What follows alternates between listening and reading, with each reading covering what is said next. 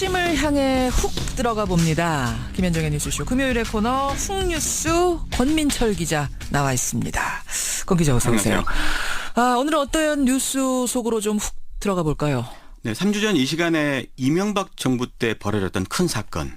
노무현 전 대통령 서거 다뤘었는데요. 다뤘었죠. 오늘 또 이명박 정권에서 벌어진 사건 하나를 가져와 봤습니다. 먼저 음성 들어보시죠. 예. KB 한마음 사건은 민간인 불법 사찰이라는 폭로 정치로 국민을 호도하고 기만하려는 술수는 제발 그만두십시오. 민간인 불법 사찰 깜짝 놀랐어요. 이게 지금 무슨 얘기입니까? 민간인 불법 사찰 사건 기억하실 겁니다. 예. 청와대 고용노사 비서관을 지낸 이영호 씨의 2012년 3월 기자회견 목소리입니다. 예. 민간인 불법 사찰에 자신이 몸통이다 이러면서 이렇게 막무가내식 기자회견을 했는데요. 저번 훅뉴스 취재를 하면서 참여정부 인사들 가운데 한 사람이 훅뉴스에서 꼭 한번 다뤄달라고 했던 게 바로 이 민간인 사찰 사건입니다. 그러니까 다른 거 취재하고 있는데 이거 꼭 좀 다뤄주십시오 제보가 들어온 거군요. 네, 당시에 사찰이 있었다는 이야기만 나왔을 뿐 사찰 이후에 어떤 일이 벌어졌는지 후반부에 대한 언론 보도가 미약했다 이런 내용입니다. 그때 뭐 사찰 결과로 인해서 피해당한 사람들 얘기는 나오지 않았었습니까? 네, 김종익 전 KB 한마음 대표가 있었죠. 하지만 피해자 이야기는 딱 그 한 사람 이야기뿐이었습니다. 하지만 수많은 민간인 사찰이 있었기 때문에 수많은 피해자가 있었다. 하지만 잘 알려지지 않았다. 왜? 당시 사건의 진상규명이 제대로 안 된 때문에. 그래요. 이게 제보자 이야기입니다. 민간인 사찰 사건 다시 한번 기억 환기를 해보죠. 이명박 정권 출범 직후에요. 광우병 쇠고기 수입 문제로 MB 정권이 큰 위기에 처했을 때가 있었죠. 그때 이제 국무총리실에 공직자윤리지원관실이 신설이 됐습니다. 공직윤리지원관실. 네.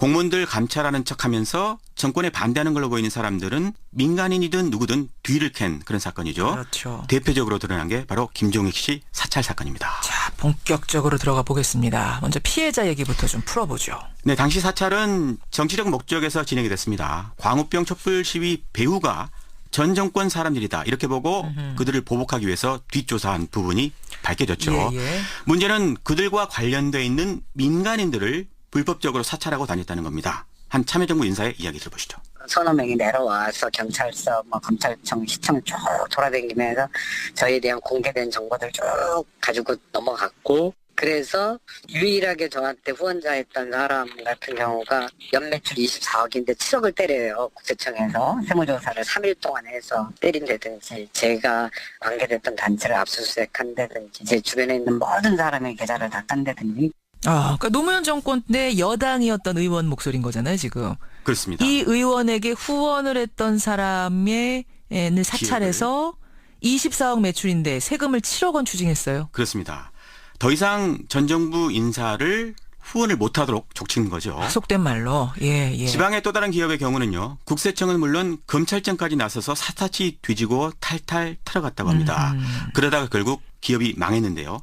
이렇게 기업을 못 살게 군 이유는 딱 하나. 뭡니까? 바로 참여정부 퇴직 인사를 취업시켜준 때문이었습니다. 취업을 시켜줬다고. 네. 그러니까 이런 일이 많았다는 거죠. 우리가 알고 있는 민간인 사찰 사건의 대표적인 피해자 김종익 씨요. 예. 이분이 사찰당한 이유가 이명박 전 대통령을 조롱하는 동영상을 자신의 블로그에 올린 때문으로 알려져 있죠. 그렇죠. 하지만 사실은 노무현 전 대통령의 최측근 이광재 씨 때문입니다. 무슨 얘기입니까? 한번 일단 직접 들어보시죠.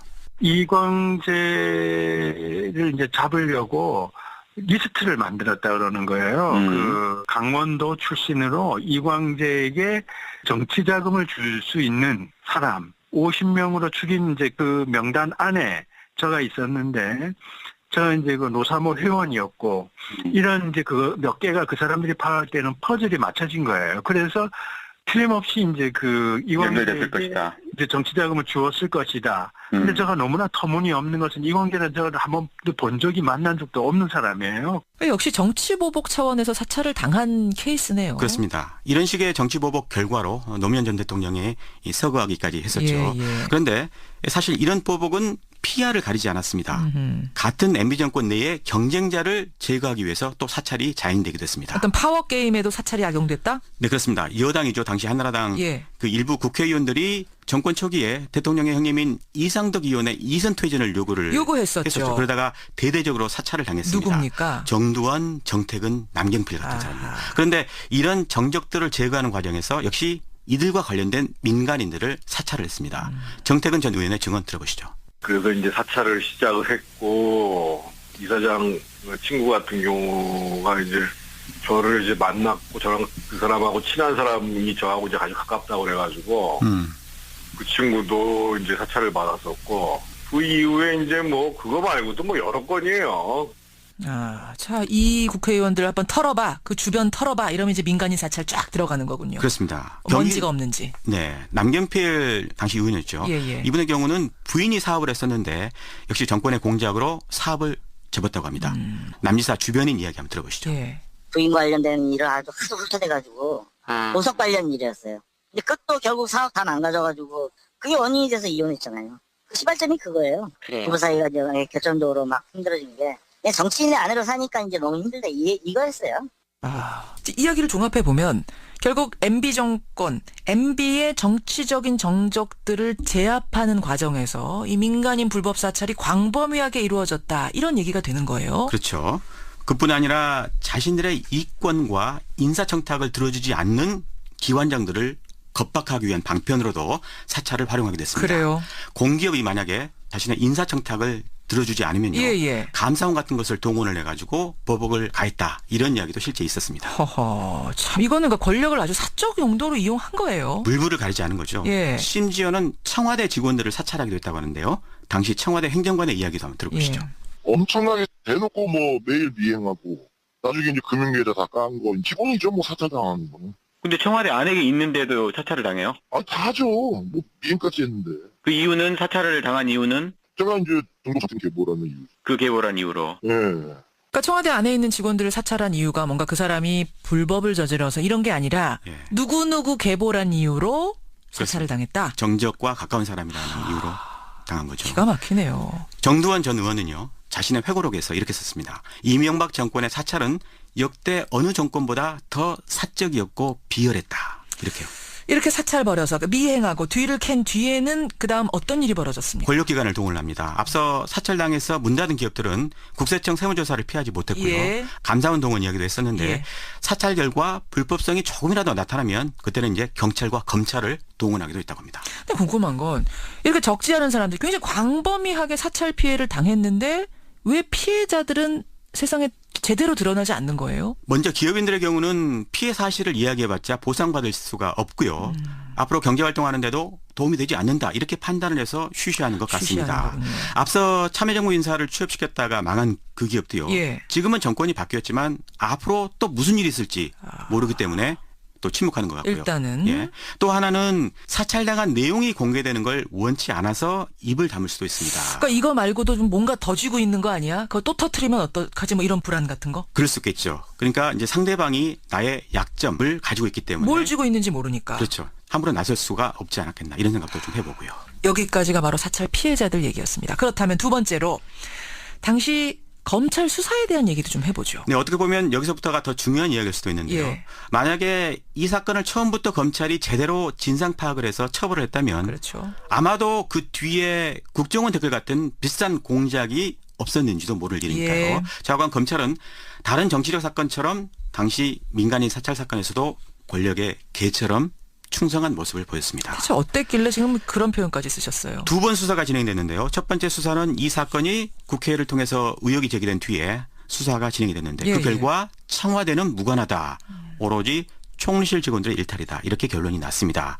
처벌받은 사람도 공직윤리지원관 등 실무자급이 대부분이었고요. 꼬리를 잘랐습니다. 자, 그럼 두 번째 수사는요? 공직윤리지원관실 장진수 주무관 양심선언으로 수사가 제기가 됐는데 청와대 증거인멸 지시 또 입막음이 있었다 이런 내용이었습니다. 특히 입막음에 조폐공사에서 막 찍어낸 관봉도 떼어내지 않은 5천만 원을 건넸다는 충격적인 내용이 포함됐었죠. 아주 충격적이었죠. 맨 처음 들으신 이용호 씨의 호통 기자회견이 이 검찰 재수사 돌입 직후에 나왔는데 아무튼 검찰은 3개월간 수사를 해서 그 결과 사실상의 몸통은 이용호 청와대 비서관이라고 결론을 지었습니다. 그러니까 두 번째 수사에서는 그나마 청와대와 관련성이 있다는 것까지는 갔는데 거기에 우두머리는 일개 비서관이었다. 또 이렇게 끝이 난 거예요. 네, 사건의 몸통이 그 이상일 거라는 거는 여러 정황을 통해서 짐작할 수가 있거든요. 그렇죠. 당시 양심선언한 장진수 전 주무관의 이야기도 한번 들어보시죠. 예.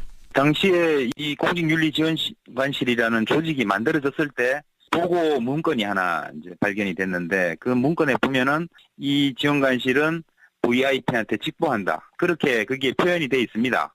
그 당시 MB 이명박 대통령이 지원관실에서 올라가는 그런 문건들, 그런 자료들을 좋아했다 그러고 엄지손가락을 치켜세워서 바로 이거야 얘기했다고 그랬던 일화도 있고요. 그러니까 대통령 직보용으로 조직이 만들어진 거고 엄지손가락을 치켜들으며 좋아했다라는 증언까지 나왔는데도 대통령과 무관하다? 네, 검찰 수사가 얼마나 형편없었는지 알 수가 있는 대목이죠. 예. 같은 수사를 했는데 1차 때는 청와대 무관하다. 2차 때는 청와대 비서관이 몸통이다. 같은 수사에 다른 결론이 난 것만 가지고도 이 사건 진실 규명을 다시 해야 한다는 이야기가 나오는 겁니다. 그렇군요. 근데 지금 다시 수사를 하려고 해도 뭐 증거는 다 인멸된 거 아닙니까? 미처 없애지 못한 증거물도 있습니다. 윤리지원관실 컴퓨터, 또 USB 메모리, 이게 당시 검찰이 확보를 했거든요. 예. 거기만 해도 2,600여 건의 사찰 자료가 있는 걸로 돼 있습니다. 따라서 지금이라도 재수사한다면 얼마든지 전모를 밝혀낼 수 있을 것 같습니다. 혹시 홍뉴스 취재하는 과정에서 MB 쪽 이야기, 이명박 대통령 쪽 이야기 좀 들어보셨어요? 통화는 안 됐는데요. 다만 그 당시에도 이런 반응이 있었습니다. MB 쪽으로부터요. 네. 사찰은 전 정권 때도 있었다. 이런 물타기식 반응이 나왔었죠. 물론 군부 정권 때는 그보다 더한 일이 있었겠죠. 있었겠죠. 하지만 정권이 교체된 이후에 공직자들 감찰은 있었지만 민간인 대상으로 한 사찰은 전례를 찾기 힘든 그런 민주주의 파괴행위죠.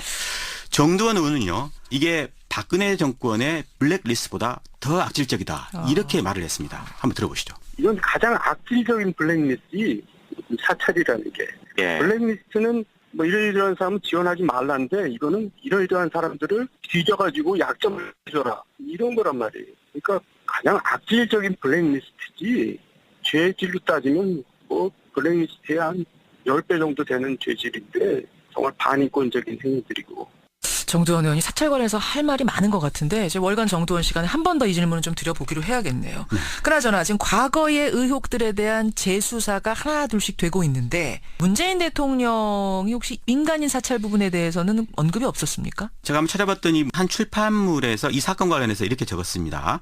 국가 권력을 사사롭게 유용한 불법 행위들을 철저히 조사해서 반드시 대가를 치르도록 해야 한다. 이렇게요. 그래요. 그렇다면은 뭐 다시 한번 촉구를 해봐야겠네요. 박근혜 정권 때뿐만 아니라 이명박 정권 당시의 여러 적폐들 가운데 핵심적인 것들은 다시 한번 좀 우리가 들여다봐야 하지 않은가. 정의를 다시 세워야 하는 게 아닌가.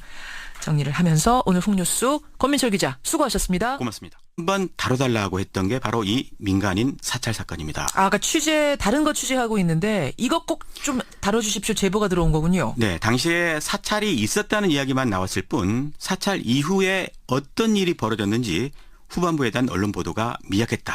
이런 내용입니다. 그때 뭐 사찰 결과로 인해서 피해당한 사람들 얘기는 나오지 않았었습니까? 네, 김종익 전 KB한마음 대표가 있었죠. 하지만 피해자 이야기는 딱 그 한 사람 이야기뿐이었습니다. 하지만 수많은 민간인 사찰이 있었기 때문에 수많은 피해자가 있었다. 하지만 잘 알려지지 않았다. 왜? 당시 사건의 진상규명이 제대로 안 된 때문에. 그래요. 이게 제보자 이야기입니다. 민간인 사찰 사건 다시 한번 기억 환기를 해보죠. 이명박 정권 출범 직후에요. 광우병 쇠고기 수입 문제로 MB 정권이 큰 위기에 처했을 때가 있었죠. 그때 이제 국무총리실에 공직자윤리지원관실이 신설이 됐습니다. 공직윤리지원관실. 네. 공무원들 감찰하는 척하면서 정권에 반대하는 걸로 보이는 사람들은 민간인이든 누구든 뒤를 캔 그런 사건이죠. 그렇죠. 대표적으로 드러난 게 바로 김종익 씨 사찰 사건입니다. 자, 본격적으로 들어가 보겠습니다. 먼저 피해자 얘기부터 좀 풀어보죠. 네, 당시 사찰은 정치적 목적에서 진행이 됐습니다. 광우병 촛불 시위 배후가 대표적인 피해자 김종익 씨요. 이분이 사찰당한 이유가 이명박 전 대통령을 조롱하는 동영상을 자신의 블로그에 올린 때문으로 알려져 있죠. 그렇죠. 하지만 사실은 노무현 전 대통령의 최측근 이광재 씨 때문입니다. 무슨 얘기입니까? 한번 일단 직접 들어보시죠. 이광재를 이제 잡으려고 리스트를 만들었다 그러는 거예요. 그 강원도 출신으로 이광재에게 정치 자금을 줄 수 있는 사람 50명으로 추긴 이제 그 명단 안에 저가 있었는데 저 이제 그 노사모 회원이었고 이런 이제 그 몇 개가 그 사람들이 파악할 때는 퍼즐이 맞춰진 거예요. 그래서 틀림없이 이제 그 연결됐을 이광재에게 것이다. 이제 정치 자금을 주었을 것이다. 근데 제가 너무나 터무니없는 것은 이광재는 제가 한 번도 본 적이 만난 적도 없는 사람이에요. 역시 정치보복 차원에서 사찰을 당한 케이스네요. 그렇습니다. 이런 식의 정치보복 결과로 노무현 전 대통령이 이 서거하기까지 했었죠. 예. 그런데 사실 이런 보복은 피하를 가리지 않았습니다. 같은 MB 정권 내에 경쟁자를 제거하기 위해서 또 사찰이 자행되기도 했습니다. 어떤 파워 게임에도 사찰이 악용됐다? 네, 그렇습니다. 여당이죠. 당시 한나라당 예. 그 일부 국회의원들이 정권 초기에 대통령의 형님인 이상덕 의원의 이선 퇴진을 요구했었죠. 그러다가 대대적으로 사찰을 당했습니다. 누굽니까? 정두환, 정택은, 남경필 같은 사람입니다. 그런데 이런 정적들을 제거하는 과정에서 역시 이들과 관련된 민간인들을 사찰을 했습니다. 정택은 전 의원의 증언 들어보시죠.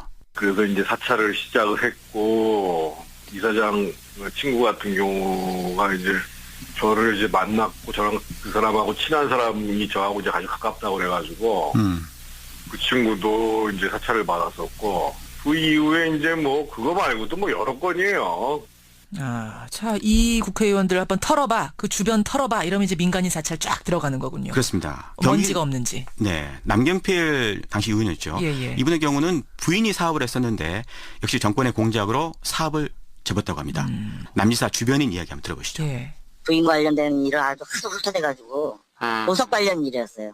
근데 그것도 결국 사업 다 망가져가지고 그게 원인이 돼서 이혼했잖아요. 그 시발점이 그거예요. 부부 사이가 이제 결정적으로 막 힘들어진 게 그냥 정치인의 아내로 사니까 이제 너무 힘들다 이거였어요. 이야기를 종합해 보면 결국 MB 정권, MB의 정치적인 정적들을 제압하는 과정에서 이 민간인 불법 사찰